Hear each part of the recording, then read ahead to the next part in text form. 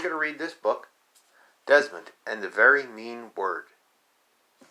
And it's written by Archbishop Desmond Tutu and Douglas Carlton Abrams and A.G. Ford. And I got this book on the occasion of Archbishop Desmond Tutu's death. He died very recently, and now is January of 2022. He died in December 2021. Desmond and the Very Mean Word. And this is a picture of the author, and here's a letter from the author. So here we go. Dear child, what if someone said that people with big noses were better than people with small noses? Wouldn't that be silly? Well, when I was growing up in South Africa, we were told something just as strange. We were told that people with darker skin were not quite as wonderful as people with lighter skin. Can you imagine? But that's the way it was for a long time, and many mean things were said and done during those bad old days. You're about to read a story about a young boy named Desmond, who looks a lot like me, the author, although he doesn't have this funny gray hair. In this story, Desmond learns about the power of words and the secret of forgiveness. Desmond Tutu. I think it's about him as a child. So it's first illustration, somebody on a nice bicycle, but in a very poor area. Okay? And he has no shoes. Desmond was very proud of his new bicycle. I'll let you see the picture, I'll read the words. Desmond was very proud of his new bicycle. He was the only child in the whole township who had one, and he couldn't wait to show it to Father Trevor. Father Trevor was kind and loving, and when he laughed, his eyes sparkled, and his whole body shook. Father Trevor didn't care if you were rich or poor, black or white, old or young. He raised his hat and smiled at everyone he met, and he especially loved the children, and would even let them play marbles on the floor of his office, where he met with many important people who came to visit. As Desmond sped down the dirt road, he admired the bicycle's shiny black body and the white stripe on the rear fender. Oh, it was beautiful. Look at it, it's 2 pages of illustration. Uh-oh, but he's riding down, and this doesn't look like a good situation. He's riding down, and people, just doesn't look good. When he turned the corner, he saw a gang of boys, and they saw him. They stepped into the road and blocked his path. He didn't dare stop. What if they took his bike? Desmond gripped the handlebar and raced toward the boys, dust flying behind him.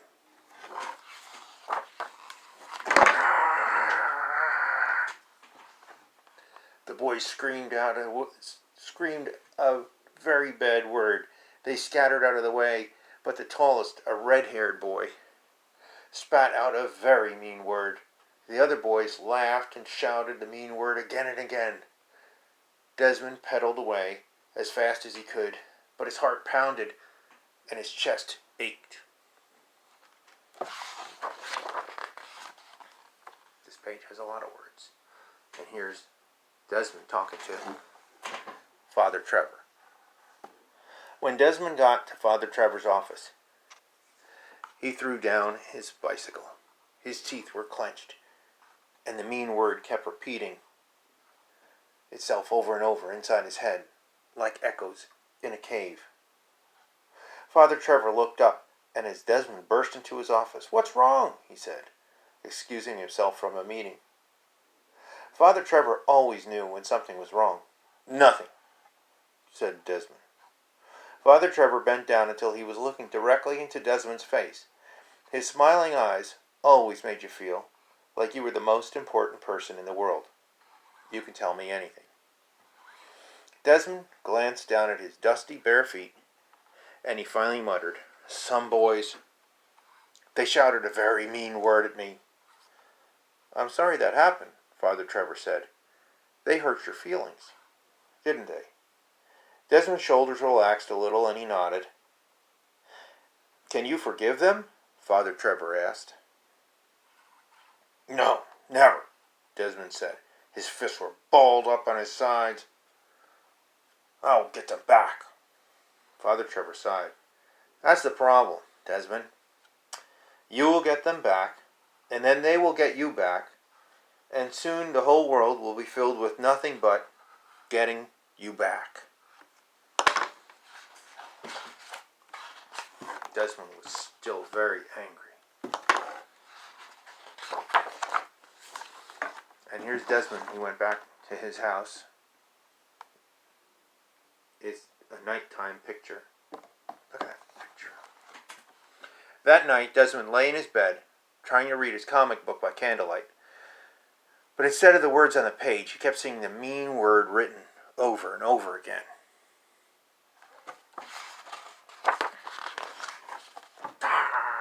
Another mean-looking thing. The next day, no matter how fast he pedaled to school, Desmond couldn't leave the mean word behind. All day, the mean word followed him around like a shadow in the hot sun. As he rode home that afternoon, he saw the boys again. His hands and face felt hot. Maybe, he thought, if he got even, he would stop thinking about what they had called him. So he raced past the boys and shouted the meanest word he could think. He could hear the boys running after him. Desmond pedaled hard, his heart pounding.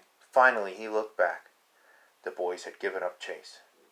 At first, Desmond felt proud. But very soon he began to feel something else. It was not a good feeling. The mean word he had said left a bitter taste in his mouth.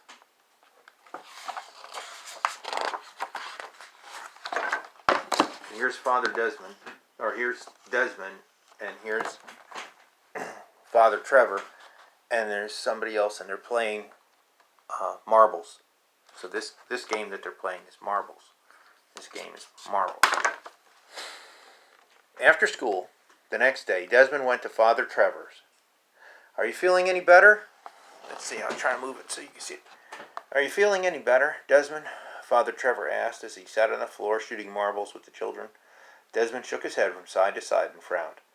When people say mean words to us, we often feel ashamed of who we are, Father Trevor said. They can make us feel a little less lovable.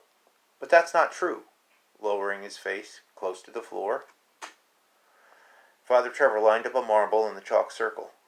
Desmond, everything we do matters. If we smile or if we frown, if we say something nice or if we say something mean. Father Trevor flicked the shooter with his thumb and he hit the marble out of the circle. When we hurt someone, Father Trevor said, as he got up, it hurts us too. When we hurt someone, it hurts us too.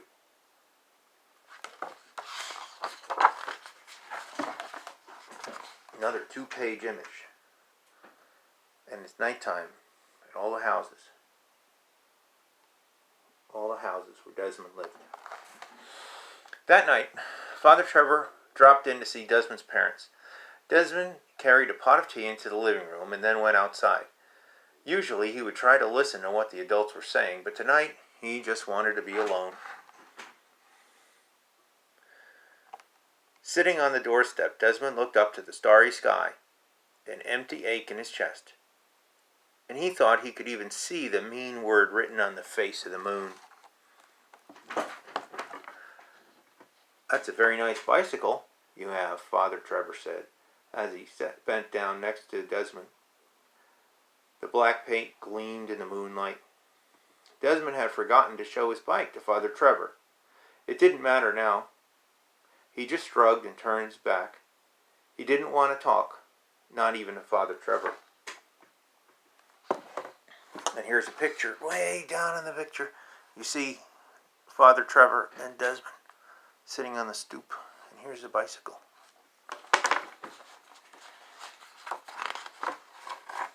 Here's a picture of Desmond and Father Trevor sitting on the stoop. Still thinking about the mean word? Father Trevor asked. Desmond slowly nodded. Our hearts are fragile and easily hurt. That's why we are given a way to heal them. It's called forgiveness. How can I forgive them? They haven't said they're sorry. You don't need to wait until someone says they're sorry to forgive them.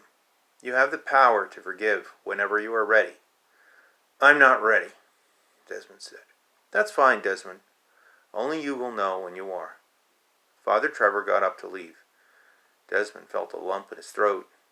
Father Trevor said very softly, Let me tell you a secret, Desmond. When you forgive someone, you free yourself from what they have said or what they have done. It's like magic.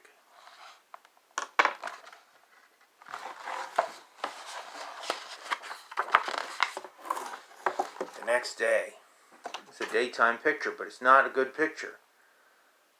Man, these boys are roughing up the red-haired boy. And here's a lady. We'll find out her role. It's a 2-page picture. That's a mean-looking thing happening. Let's read the story. A week later, Desmond was riding his bicycle down the street when he saw the boy with the red hair surrounded by other boys. That'll teach you, one of them said, dunking his head of the red-haired boy in a bucket of water. Seconds later, the boy managed to raise his head, wet hair shaking up and standing up like a carrot top.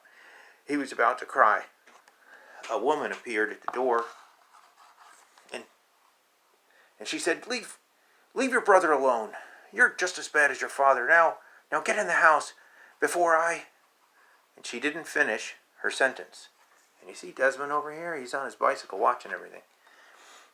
She didn't finish her sentence before the brothers were inside and the door had slammed shut.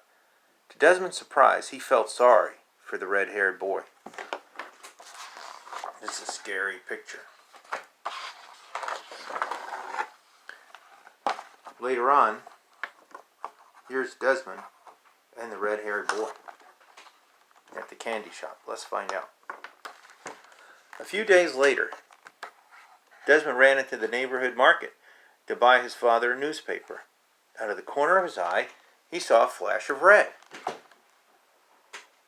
Turning, Desmond realized it was the red-haired boy. He was standing alone in front of the candy counter. It was filled with lollipops and delicious chocolates. Desmond wanted to say something, but what? Thinking of the mean word he had shouted at the boy, Desmond finally blurted out, I'm sorry for what I said. The boy looked at him, speechless. Finally, he stammered, I guess, well, Desmond didn't need the boy to say that he was sorry. It would have been nice, but as Father Trevor had said, it really wasn't necessary. I forgive you, Desmond said quietly. As soon as the words were out of his mouth, Desmond felt a little stronger and a little braver, and he stood up a little taller. But it still didn't look easy.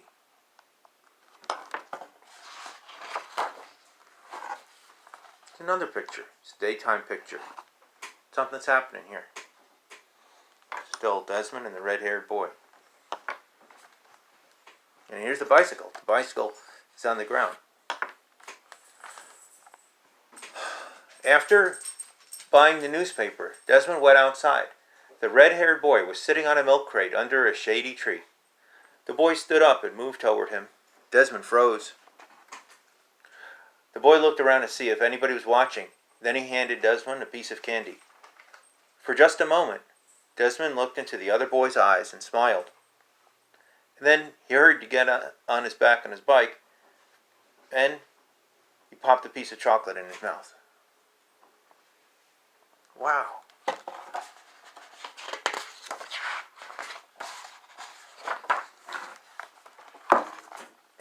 And it's a picture with bright colors, and it looks almost like he's free.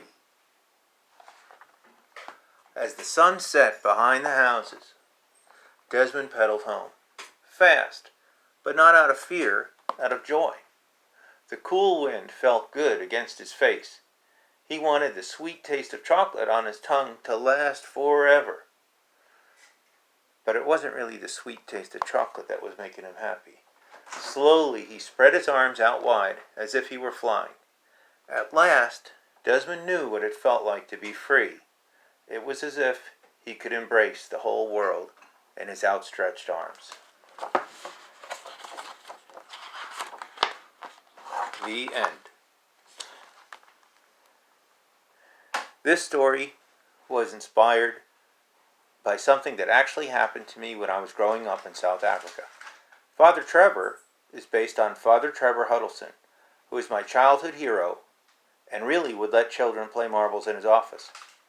Father Trevor mentored me and countless other young people. When I was sick in the hospital for 20